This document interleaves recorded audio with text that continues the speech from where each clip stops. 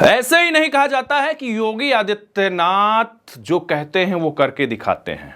योगी आदित्यनाथ को लेकर महाकुंभ में कई तरीके की चर्चा हुई, लेकिन आपको पता है महाकुंभ में योगी आदित्यनाथ ने झाड़ू भी लगाई। महाकुंभ को योगी आदित्यनाथ ने अपनी आंखों से देखा। जब भगदड़ वाली घटना हुई थी उसके बाद योगी आदित्यनाथ की सबसे ज्यादा आलोचना हुई, और होनी भी चाहिए। सरकार की जिम्मेदारी बनती है कि वो इस चीज का ध्यान रखे कि कुछ गड़बड़ ना हो, लेकिन प्रशासन की लापरवाही कहिए जिसकी वजह से ऐसा हुआ। मगर जब बहुत ज्यादा भीड़ इकट्ठा होती है तो ऐसे ये जो हादसे हैं ना वो होते हैं, और पहले भी होते आए हैं। ये हादसा जो भगदड़ वाला हुआ था वो वीआईपी कल्चर की वजह से माना गया कि कहीं ना कहीं उसकी वजह से ऐसा हुआ, क्योंकि वीआईपी कल्चर को खूब प्रमोट किया जा रहा था। उसके बाद योगी आदित्यनाथ ने फैसला लिया कि नहीं यार, नहीं चाहिए वीआईपी कल्चर, और उसके ठीक बाद चीजें थोड़ी सी सुधर गई और योगी आदित्यनाथ खुद वॉर रूम में बैठकर मॉनिटरिंग चीजों की करते रहे।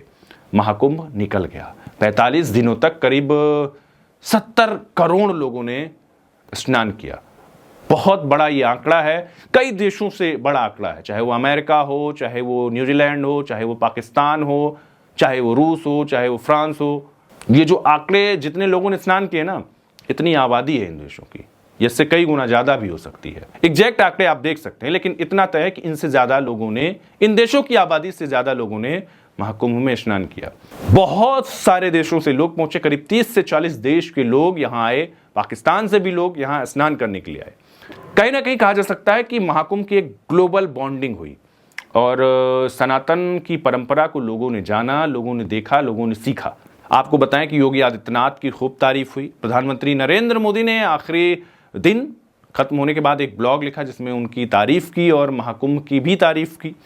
योगी आदित्यनाथ ने भी, आपको बताएं कि बहुत एक्टिव मोड में उनको रहना पड़ा, बहुत एक्शन में रहना पड़ा, तब जाके हुआ। कभी टेंट में आग लगा तो कभी भगदड़ मची, कभी फिर टेंट में आग लगा, कभी कुछ। तो कोई भी जब बड़ा इवेंट होता है तो ऐसा होता है, लेकिन सरकार का दायित्व है कि वो ऐसी चीजों को अवॉइड करे। खैर जो भी रहा हो, लेकिन सनातन धर्म को मानने वाले, सनातन धर्म को समझने वाले अपने पापों को धुलने की चाह लेकर महाकुंभ में पहुंचे। दरअसल महाकुंभ में स्नान का एक बहुत विशेष जो महत्व है वो यही है कि पाप से मुक्ति मां गंगा देती हैं, और अध्यात्म की तरफ इंसान बढ़ता है और मोक्ष की प्राप्ति के लिए वो आगे बढ़ता है, या कहें कि मोक्ष के रास्ते खुलते हैं, इसलिए महाकुंभ में लोग स्नान करते हैं। तो जाहिर सी बात है कि महाकुंभ में स्नान करने वाले लोगों का एक जो तांता था वो अलग लेवल का था। बहुत सारी चीजें रहीं, बहुत सारी चीजें हुई, लेकिन जब अब महाकुंभ खत्म हो गया तो योगी आदित्यनाथ ने सभी श्रद्धालुओं को प्रणाम किया। योगी आदित्यनाथ ने सभी हिंदुओं का शुक्रिया अदा किया और कहा कि गंगा मैया का आशीर्वाद जिनको मिला वो धन्य है। और महाकुंभ के दिव्य और भव्य आयोजन के लिए मैं सभी प्रशासनिक अधिकारियों को, सभी भक्तों को बहुत बहुत दिल से धन्यवाद देता हूं। योगी आदित्यनाथ की छवि को बहुत कुछ फर्क पड़ा है इस महाकुंभ से।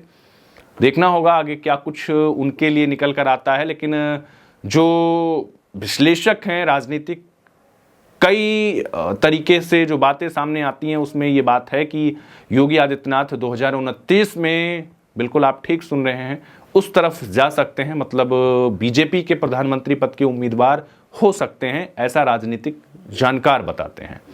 क्या होगा वो देखना होगा। लेकिन महाकुंभ में क्या आपने स्नान किया था और महाकुंभ की व्यवस्थाएं आपको कैसी लगी, आप हमें कमेंट कर जरूर बताइएगा।